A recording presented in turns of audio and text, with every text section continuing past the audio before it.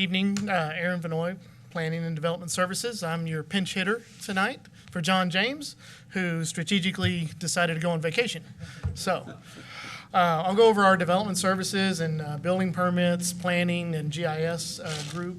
So here's some of our established goals over the last few years, talking about review timelines in particular, provide good information to citizens and applicants, effective and friendly customer service, ensure ordinances and processes mesh with our comprehensive plan, and consistency in the development and review process. And consistency is probably one of the biggest keys, is that each customer that comes in hears the same message from any one of our development groups that we kind of work with.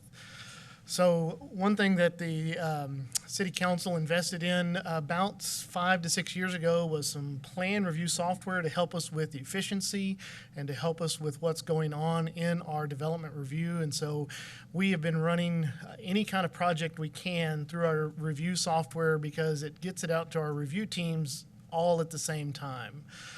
So you can see, lots of commercial plans, our plats, our site plans, and our design reviews are all going through there.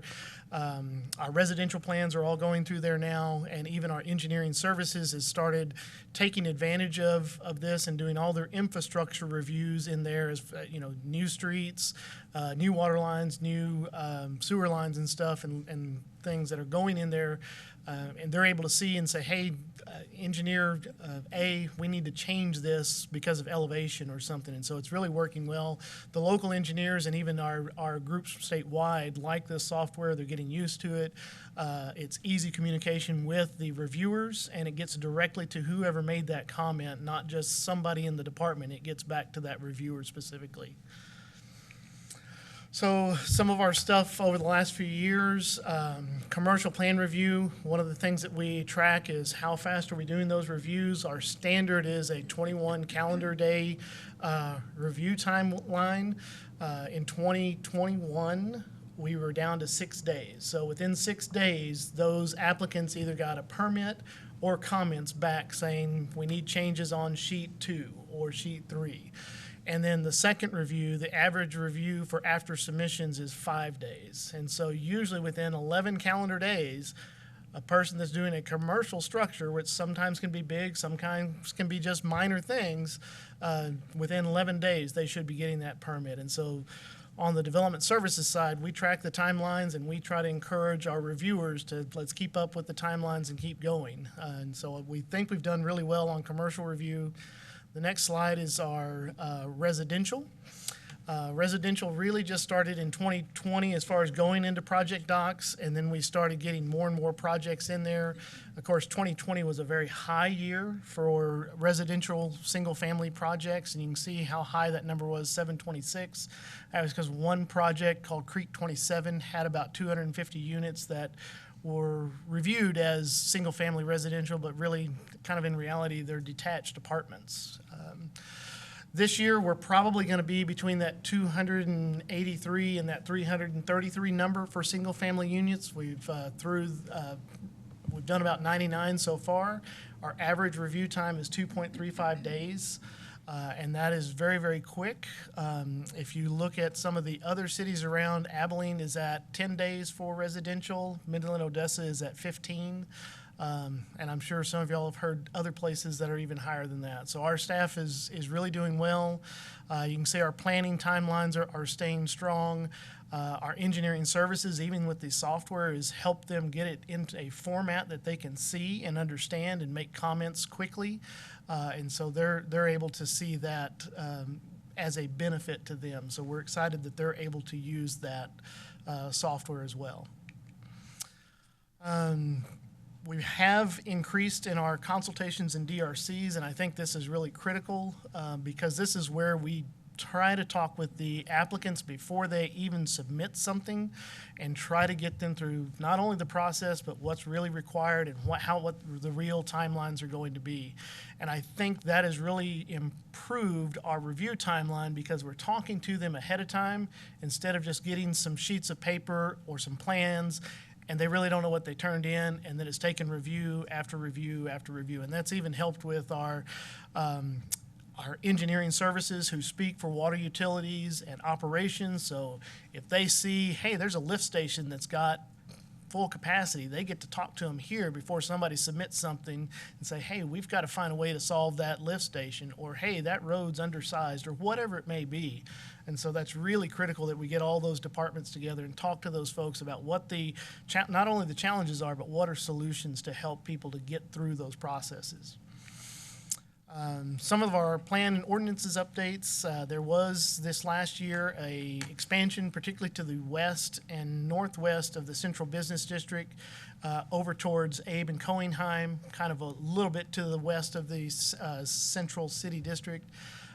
We did do an update to our street widths and sidewalk ordinance that we worked with the Home Builders Association on and a lot of developers on, that they actually have some options of some narrower street widths, which actually helps the city in the long run, because you have wide streets, you got to maintain those for a very long time. If you have a little bit narrower street, you don't have to maintain as much.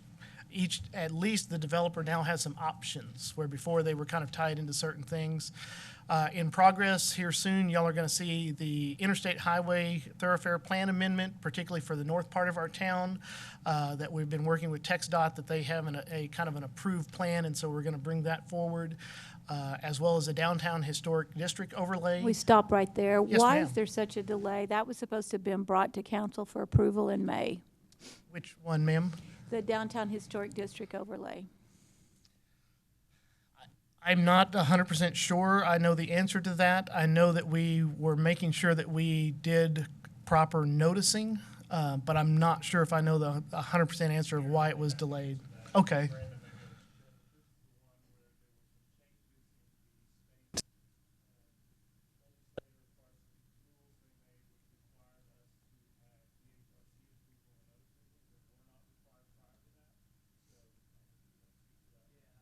Yeah, but I mean, you're already past the deadline that you'd sent out earlier, so why weren't you aware of those things earlier?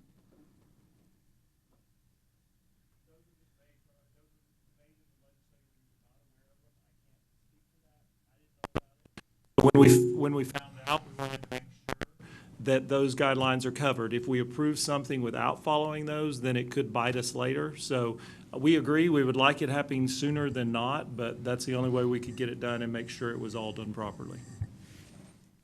Problem. And that, we needed it done. I do know it is on the DHRC agenda for June. They also moved that timeline on, Mayor, I think I forwarded on that, so the timeline got moved up because they could do the, I don't know, DHRC or Planning Commission, and then the council meeting was the day after that, and they're going to put it directly on that next meeting date so that there's no delay in there, because whatever their recommendation is, we can verbally give to y'all. We don't need to wait for that to come in a report. We can tell you at the meeting. We need to get it done. Whatever it takes, it needs to get done. And then another option that they're looking at for particularly affordable housing, and we're really in the research phase of accessory dwellings in RS1 and 2. We do have currently some rules in our zoning ordinance. Based on ownership and how large an accessory apartment can be. We like those types of things, but there's lots of, if we pull our report on how many accessory dwellings are being built that don't have a kitchen, that's basically how they kind of do it now, is they don't have a kitchen. Well, if you look in some of our newer neighborhoods, most of those have what they call a mother-in-law suite, but they just don't have a kitchen because our zoning ordinance doesn't allow two living spaces on one piece of property. Does that need to change? Maybe, maybe not, but that's something What we're happens if I researching. convert my garage into an apartment? It depends on what you're zoned. If you're RS1, right now, you would not be allowed. And we don't know if that's good or bad. I mean, that's really something we need to So if research. I've already done that, what now? Because there's a lot already done. I mean, a lot of them already done. There are a lot of them that are already done, and so they would be either legal non-conforming, or maybe they're in a status that they shouldn't be renting that out. We are just a complaint basis of if we go and investigate, but that's what we're trying to decide. Well, do we have a lot of them out there, and do we go ahead and make them legal? Does Well, that make you sense? grandfather them in Yeah, other do we words. grandfather them in? Do we find a way to make it work? And so we are bringing that research forward. What's the state say about that, since we're always like the state says? What does the state say? Well, the state really doesn't have an opinion on it, since it's a You've zoning got to item. be kidding. The state doesn't have an opinion on it? Well, that's got to be a first. Well, it's a zoning item, and it's really each city gets to choose their zoning ordinance on how they Until the want it next to work. legislative session. Yeah, they may You've make a just change at that prompted them. point. But this is a lot of cities, I mean, Abilene has gone to where you can have an accessory apartment that you can rent out, as well as your own living dwelling on one lot. They did that about 5 years ago. They thought they'd have a lot of problems, and they really haven't. They actually solved a lot of problems because they were a community that grew in World War II. And they have a lot of those existing things. And I think about our Santa Rita area that have those existing things. And, well, how can we make those work for today to Well, we help need us to be with our aware of what's affordable? already happened, and it's already Yeah. happened. They're there, so we need to just move forward and make it, because they're there. We're not talking about something that might happen, it's happened. Yeah. So we will be bringing forward some research and proposals to Planning Commission and ultimately City Council to decide what is best for our community in that respect. Some other things, I don't remember I know that I saw this, it said new building codes. I think we're on the 2015 building codes right now. We would have communication with our development task force if there's things that they would like to see implemented or not implemented. I know sign ordinance is coming with some updates, as well as cleaning up some of our things that might be a little more restrictive and trying to make them a little cleaner so that citizens understand how they can do things. Flag lots is a challenging configuration of how lots are laid out. Some of our areas have, 5 or 6 little bitty 5-foot slivers that touch the road, and then the big lots at the back. And so we're trying to figure out how to work through that, because that crams a lot of infrastructure in a small piece of space at the very front of a lot. And there becomes property arguments and issues later down the road, and we're trying to solve those before they become a big thing. A simplified platting process. Platting process is our infrastructure trigger, and infrastructure is our biggest challenge when it comes to development. Water lines, sewer lines, and streets. It just costs a lot to do those. As Shane and Allison have talked about, it costs a lot. And so for developers, it costs a lot. Is there a simplified platting process for some situation that makes this easier for developers to create new things? As well as our vested rights process, make sure that we're all up to date on vested rights. If somebody's got a preliminary plat from the 20s, is it still good? And those types of things. So we do have some housing development numbers, because that's kind of been important over the last few years. You can see kind of the multifamily has been a little bit mixed, but we have had some apartment creation over the last 3 years. We do know that there's about 3 different apartment complexes that are speculating right now that are either going through a platting process or are considering a platting process. One of them had an annexation off of Appaloosa Trail.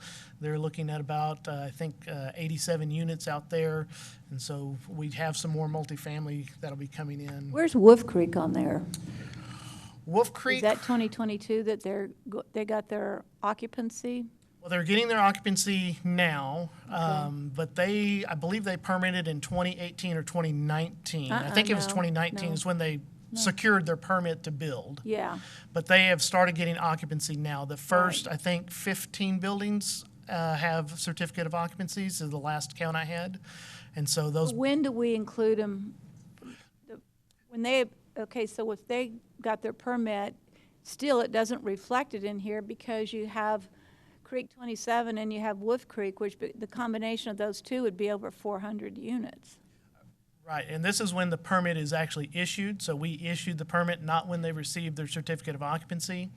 Wolf Creek wouldn't show up in these because they were reviewed as single-family homes because they were detached. They aren't attached apartments. And so under the Wolf building Creek, code. you mean? I mean, Creek 27. Creek 27, yes, ma'am. Sorry about that.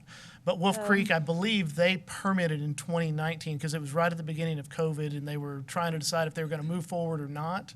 And so they permitted each structure as one permit, and then they have approximately 20 units per structure. So that's that's some of the numbers in there. Let me ask you a question. Yes. Do we have let me see what it's called, an electrical board, An electrical board? to approve? For example, there are people in town that are going in and installing generators in people's homes without a permit to do that, and they don't have an electrical license here in the city of San Angelo, so when they do the work, it is inadequate, and it's running the entire electrical system within a home. And when it's been brought forward, we have said back to them, unless we see them doing that work, we can't do anything about it. And yet people have paid to have these generators installed, so you would think just by the nature they got an invoice and a company name, we could track down who these people are. Yes, ma'am. That does sound like something that we should be enforcing. And so if you have some information, I'd be happy to stick around. and Well, get- I just got it this weekend, I'll get. Yeah. Normally, it they to would you. all be required to get a Yes, permit to they were- do the work to begin with. But Yeah. if there's a company in town that's Yeah. doing the work without a permit, then, we can look into that as far as, Yeah, that would be our standard enforcement, that we would go and, one, we would try to help the homeowner or whoever try to find a reputable company to, hey, let's get into compliance, find a way to get that fixed. But as far as going after the business or the contractor, if you will, we would certainly flag them as an issue in our system yeah. to In not. this case, it doesn't sound like they're coming in to get a permit, so we wouldn't Right. be able to, Yeah, jump on them. I But mean, I can read this to you, but it's kind of lengthy, but it basically says, this person went to this customer's house, and the man introduced her to the individual that was going to install this generator. She went inside her house, pulled them up, and went back outside and told them that they could leave because they were not licensed. She called the city and told them and asked them if they were okay with what was going on before she called these other people. And they said no, but nothing's happening to stop this company from going around and doing these the generators. city does not have a process where we have contractors licensed for doing business in the city, as I know. Right. So in this case, they wouldn't have to be licensed with the city to operate here. I think this might be our last slide, talking about new single-family housing. Again, looking at that number, about 291, which is still a very strong number for San Angelo. There are a number of lots under development, particularly the south part of town, and yet we've done really, really well with infill development, even on the north side of town. We are working with our GIS systems. Even on the north side of town? Do what? I just heard that phrase, even on the north side of town? Well, yes. Even part. Sorry about that, There. Tom. It's okay. Performance review. Do we need to relook at the infill dollars again? I mean, there's two things that I hear. Number one, the infill's done really well and we're out of money. And then number two, I hear from the other side of the coin, there's no more infill lots to do, so we need to relook at the areas of town that might need an infill program to better develop those areas. So I think it's just something we ought to look at as we move forward and see if those two issues are applicable. We need to put more money back into it if we spent the $200,000 a year. And then number two, is there another area of town that would be infill that we would like to see development happen that's not currently being done? Because they're ma'am. not in the current infill. I think we can work with Bob Territories. Solis on that and get a report to you guys coming up soon and make some recommendations. Okay, that'd be great. I think that's it. Any other questions for development services or I'll building? just throw one kudos in, and you're already aware of this, the other people in the room are not. The company in which I work for contacted me and said, oh, by the way, we hear you're on city council, but our contractor is waiting on these permits and all of these things to go. And I threw an email 10 seconds later to Aaron, and it came back in 3 minutes. No, we're waiting on them to do this, and that. And I think sometimes a lot of people throw the city under the bus, planning, and just use it as an excuse for we're not doing this. And I just want to say thank you for your group, because you changed that whole thing around in a matter of hours, and the whole perception on what was the holdup. was nothing to do with the city at all, but we were waiting on them to get their stuff in, and you had it documented to a T, and it was a nice job. Thank you, Aaron. We certainly want to be very transparent. Even when we're in the wrong, we want to be transparent for sure. And so that's how we improve, and I think we do have a really good team that's focused on trying to help the customer. And I just think we need to make sure that we're consistent, because the biggest complaint I get is, he said that, she said this, what am I supposed to do? Because she won't let me move forward, because he said whatever. And those are the biggest issues that I hear about now, is someone holding it up with him because she said he didn't know what he was talking about, and I'm the boss, so no. I mean, we got to clear up that within the department permits and planning, that we're all on the same page and we're not under a power struggle for the ability to give the authority to move forward. And it feels like there's a lot of power struggle going on there, and people are looking for their opportunity to. Yeah. And please, council as a whole, if y'all hear those kind of things, tell us. We love. Oh, I do. I know. I'm quick. And as with Tom's, sometimes we find that that has happened where but a lot of times we find where there's some misinformation that was not given out. And so we want to correct that, whether it's fixing the problem for them to move forward, or if we've done something wrong, then we'll correct it. But yeah, if y'all We want hear it all those, to move please. forward, and we know that hiring staff is a difficult thing, so we need to try to make the system work. Yes, ma'am. Thank you. Okay, any other questions or comments from city council members? Thank you, Aaron, very much. We're glad Thank you you. filled in.